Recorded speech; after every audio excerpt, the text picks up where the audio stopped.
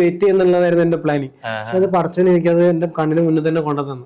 അപ്പൊ ഷിയാസ്ഖനെ ഇട്ട് പിന്നെ ആ കാറും പിന്നെ അതിനകത്ത് ഞാനും നമ്മൾ 3 കഥാപാത്രങ്ങളായിട്ട് അത് ചെയ്യുമ്പോൾ കുട്ടികൾക്ക് അത് ഭയങ്കര രസമാണ്.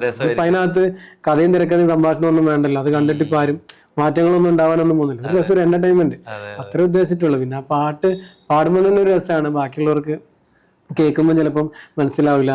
പജ്ജിന്റെ നെജ്ജ് കജ്ജുമ്മലായാൽ എന്താക്കും, 501 ബാർ സോപ്പുണ്ട് ഞാൻ കേക്കും, സോപ്പ് വാങ്ങാൻ കായില്ല ഞാൻ എന്താക്കും, പൈപ്പിൻ്റെ ഒട്ടില് സോപ്പ് എടുത്ത് ഞാൻ കേക്കും, ചക്കൻ്റെ വളഞ്ഞ് ചുണ്ടുമലായാൽ എന്താക്കും, ചിമ്മിനി എടുത്ത് ചുണ്ടുമലാക്കി ഞാൻ പോക്കും.